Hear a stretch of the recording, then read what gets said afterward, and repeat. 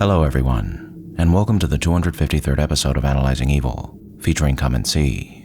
Doubtless most of you have heard of this film by now, a film that pulls no punches with its imagery, messaging, and themes that I've wanted to cover for some time now, as it will surely continue to be recognized for what it is, one of the most heart-wrenching and powerful war films ever conceived, a film that I believe can't be talked about enough. Out of respect for its contents, I've chosen to keep this introduction brief, so without further ado, let's begin. Out of all the reasons a nation has chosen to wage war against others, the reasons Nazi Germany chose to do so are in all likelihood the most abhorrent. There have been many men who have desired to conquer for the sake of conquering, subjugating all before them and subsuming them into a grand empire that they would then rule over as a god-king. As terrible and horrifying as such endeavors have been, it's when men with such inclinations also have it in mind to purify the lands that they conquer that the evil they sow is taken to the next level, wiping out all they deem to be inferior and enslaving any who they so graciously spare to create a perfect world for themselves and their people. This was a common occurrence during smaller conflicts waged between tribes and villages long ago, with many small populations of people being driven from their homes or wiped out for the sake of blood feuds, resources, or land. And while there's been far too many genocidal wars over the course of our history that have sought to eliminate groups of people on a larger scale, the war waged by Nazi Germany on the Eastern Front of World War II is one of the only wars thus far that can be categorized as something else entirely, a war of annihilation, which in German is said Vernichtungskrieg. Now, as you'll have noticed, I said one of the only wars, and that's because the term Vernichtungskrieg finds its origins in another conflict, a genocide orchestrated by General Lothar von Trotha of the German Empire in German Southwest Africa against the Herero people between January and August of 1904, which is an apt term to describe it considering von Trotha is said to have stated that the Herero are no longer German subjects. Within the German border, every Herero is shot with or without a rifle, with or without cattle. I take no more wives and no children. I drive them back to their people or let them be shot. As true as that may be, it would be the war waged by von Trotha's successors that would become the most egregious and vile example of a war of annihilation that we've ever seen. While the crimes of von Trotha, the government that supported his actions, and the men who served under him were a source of inspiration for the Nazi ideology and the methods they would use to exterminate other people, other factors were much more important in fleshing out this wretched creed. The historical eastward expansion encouraged and undertaken by previous German peoples and organizations like the Teutonic Knights, the corruption of the writings of Nietzsche, the rise of eugenics and theories of racial superiority put forth by men like Houston Stewart Chamberlain, and the subsequent belief in the master race and the subhumans they suffered like the Slavs and the Jews. And of course, the great strife and suffering the German people endured following World War I and the imposition of the Treaty of Versailles, which many people blamed on the Jews. All of these things are what eventually led to the formation of Hitler's plan to invade and conquer the Soviet Union, General Plan Ost, a plan to provide the German people with Lebensraum, or living space, captured territory that would allow for the greater expansion of the German people, in the process either exterminating nearly all who lived there, sending them to exile in Siberia, or using the survivors as slave labor. And it was the successful propagandization of this message that saw most soldiers of the German army wholeheartedly believing in their mission and viewing the people they aimed to destroy as being lower than vermin. So it was that Operation Barbarossa, the planned invasion of the Soviet Union, would be eventually carried out by the Third Reich. During a speech Hitler gave to the Wehrmacht 3 months before the beginning of Operation Barbarossa on March 30th of 1941, General von Halder, Chief of Staff of the Army High Command, took notes and came away with the following, which I have edited slightly for clarity. This war will be a clash of two ideologies. It will be a crushing denunciation of Bolshevism, which we have identified with a social criminality. Communism is an enormous danger for our future. We must forget the concept of comradeship between soldiers. A communist is no comrade before nor after the battle. This is a war of extermination. If we fail to grasp this, and though we are sure to beat the enemy, we shall again have to fight the communist foe 30 years from now. We do not wage war to preserve the enemy. June 22nd, 1941, the invasion commences, and by the end of August of that year, the entirety of present-day Belarusian territory would be fully occupied by the Third Reich, and the people of Belarus would continue to suffer this occupation for 3 long years before it ended in August of 1944. And it's during the interim years of this occupation that the story of Come and See takes place, a story that displays for us in so many horrendous ways the atrocities committed by the German army and its collaborators during this period. And when he had opened the fourth seal, I heard the voice of the fourth beast say, "Come and see." And I looked, and beheld a pale horse, and his name that sat on him was Death, and hell followed with him. And power was given unto them over the fourth part of the earth, to kill with sword, and with hunger, and with death, and with the beasts of the earth. What you just heard were verses 7 and 8 from chapter 6 of the book of Revelation, from which the name of this film is derived. And these words are an invitation to look upon the devastation unleashed by the four horsemen of the apocalypse. And indeed, the German army came to the lands to the east with sword, hunger, death, and the beasts of the earth as Death on his pale horse. The film opens with two young boys digging in the sand, rifling through the effects of fallen German soldiers, all while their village elder warns them not to continue lest the Germans spot them. A command they ignore before a transport nearly spots them. However, their safety is fleeting, as not long after, a German reconnaissance plane flies overhead, the dull mechanical hum of its engine staring down these boys like a circling vulture, as propaganda heralds its coming. It's these first few opening scenes that exposes to us the first evil found in this story. The romanticization of war is a grand adventure any boy would be lucky enough to fight in. A world of action and danger that outshines the mundane nature of day-to-day life that can earn you renown, prestige, and the glory of a hero. Many young boys over the course of history have fallen into this trap. Boys who play with toy soldiers and attend military parades that condition them to believe that warfare is both a natural part of life and something fun and exciting to partake in. And while these feelings we see within these boys here aren't something new brought on by this war specifically, it's still something rather nefarious that has contributed mightily to the unjust suffering or death of millions of people, which is only made more evident as this story progresses. That being said, inaction can be as deadly as action, as once Fliora joins up with the army and is subsequently left behind when he's ordered to give his boots to a more seasoned soldier, he soon after experiences the calamity and horror of a bombing raid exploding all around him. But once he and his newfound friend Glasha attempt to return to his village, they find it abandoned, with food rotting on his kitchen table, and evidence of a struggle or a hasty retreat strewn throughout the rest of his home. And not long after, we learn that a good majority of his fellow villagers have already been massacred by the German army and their collaborators. Showing us a scene like this early on in the film emphasizes for us that the perils of war are not easily escaped, no matter what role you might play in it. Yes, a boy sent off to fight in a war has a much higher chance of suffering the consequences of warfare, but the innocents they're fighting to protect, depending on the war being fought, can be just as vulnerable to harm or death as a soldier can be, if not more so.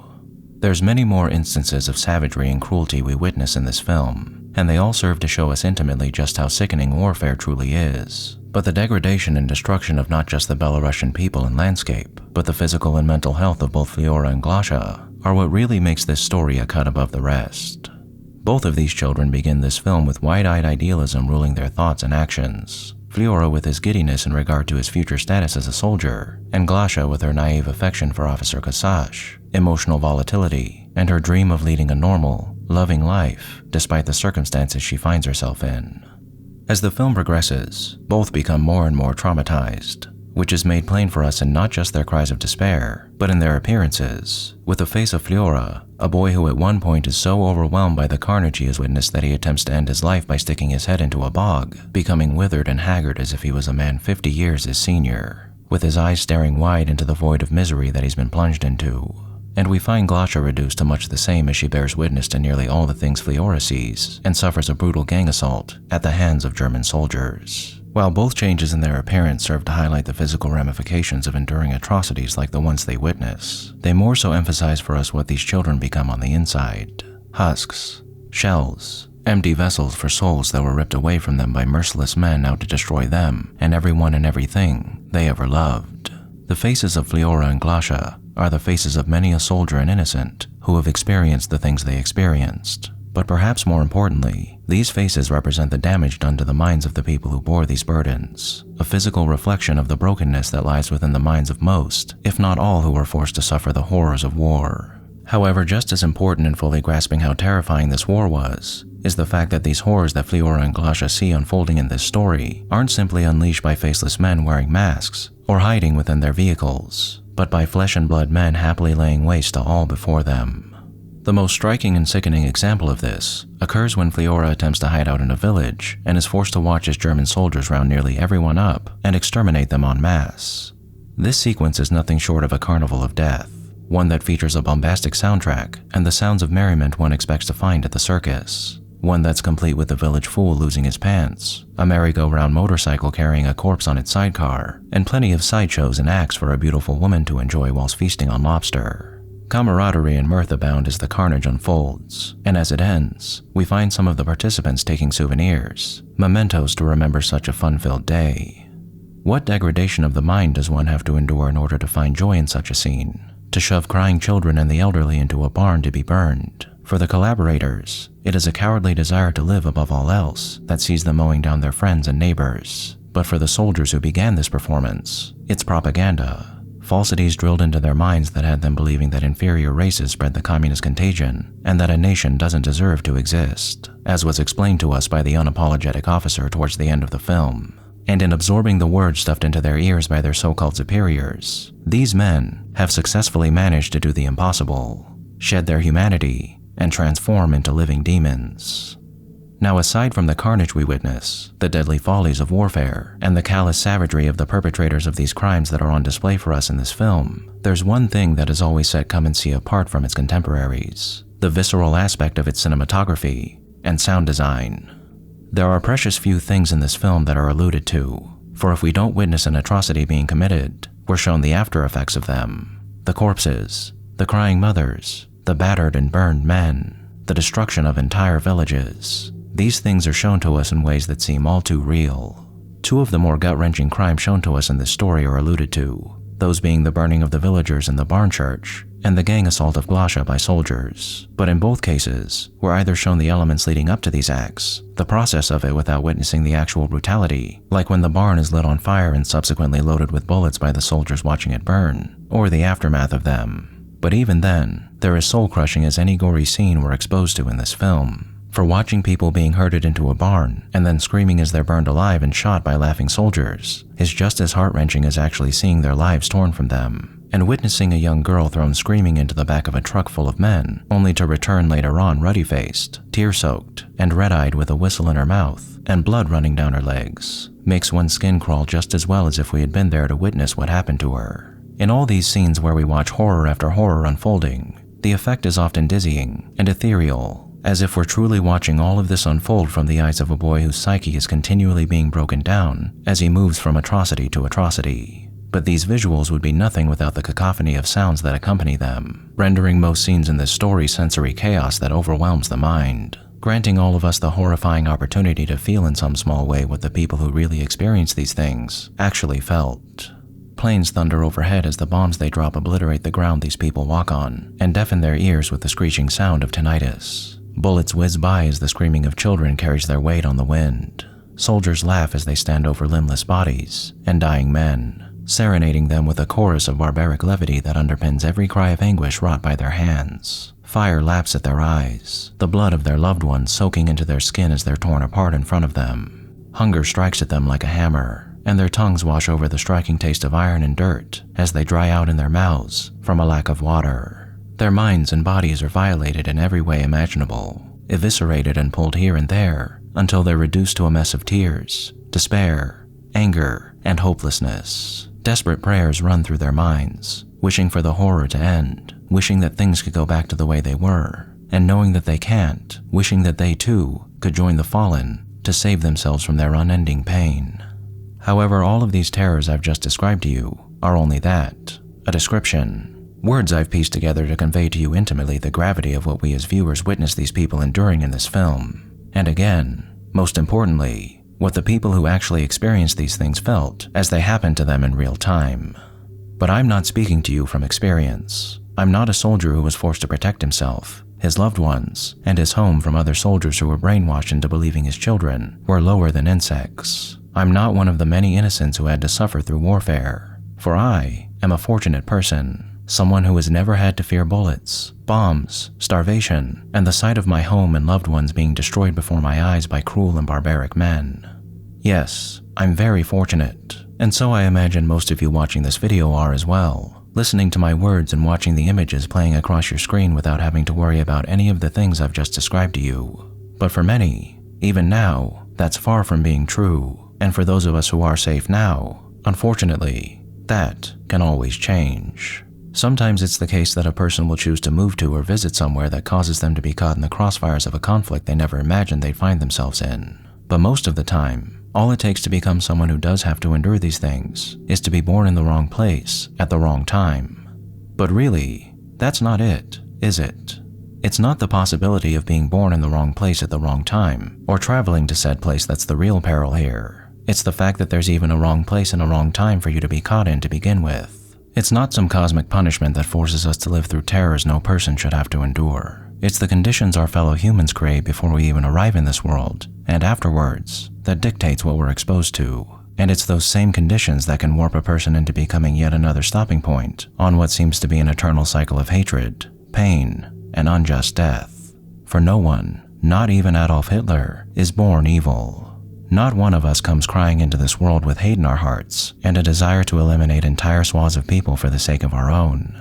These things are learned. They are thoughts put into our heads by others, or by the terrible conditions we're made to live through. For just as Fiora by the end of this film was transformed by all he had witnessed and experienced, so too was the man who orchestrated the disgusting war that brought this pain upon him. A man who grew up in an abusive home, experienced the trenches of the Great War, and came home to find his country in shambles as a result of that war, blaming those he had been conditioned to believe were to blame for all the terrible things that had happened to him and his people. A man who deserves little sympathy in the face of the crimes he unleashed upon the world, but a man who surely wouldn't have been the monster he became had he not been forced to bear the awful things that he did. But what's done is done, and it can't be undone. We all have to live in the here and now, just as Fiora did, and make the best of it in any way that we can, because as much as we can decry the awful things that lead us to experiencing whatever woes we experience, we cannot change the fact that they happened.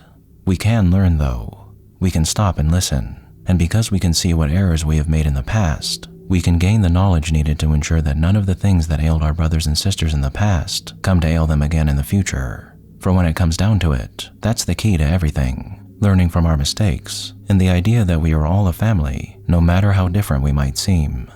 No one child is worth more than another. An African child cries just the same as an Asian child. A European child feels just as much joy as an American one does. An Aboriginal child receiving a hug from their mother feels the same warmth that a Latino child does. Our differences have always been superficial, and I wholeheartedly believe that no matter whether you believe we came from Adam and Eve, evolved over many millennia to become what we are today, or that our origins lie anywhere else in between, that we all come from the same place, and thus we are all part of one great family. And if that's true, then the greatest tragedy to ever befall the human species is the fact that once we branched out from our original home and came across our brethren again after many years of being apart, instead of welcoming them with open arms as long-lost family members, we often met them with suspicion, hostility, and resentment, eventually forming the invisible lines between peoples that divide us to this day, and that seem as real as we've made them to be. But as time goes on, and we continue to change, we've become more aware of just how little our differences truly make us different.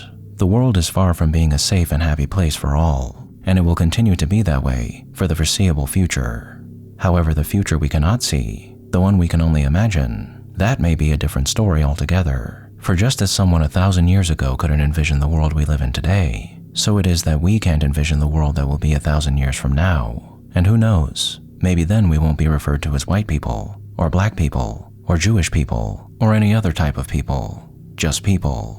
Humans one and the same who feel all the same emotions as the next, and who desire to be happy, healthy, and free as much as anyone else does. That is, so long as we don't destroy ourselves before that can happen. So how do we go about that? How do we preserve our species and advance it to the next stage? If I had all the answers to those questions, I'd have been crowned king of the world by now. But I, like each one of us, don't have all the answers. I do, however, know that no one deserves to be treated the way the people we saw in this film were treated. And more importantly, neither did the people who actually experienced these things, or the people who continue to experience them now. And knowing that, it seems to me that the first step taken on the long road to eliminating suffering is recognizing that other people, no matter who they are, as being just as important as you are, or the ones you love are. And if we and those that come after us can slowly learn to accept this truth, then perhaps it's possible that someday there never will be a wrong place or a wrong time.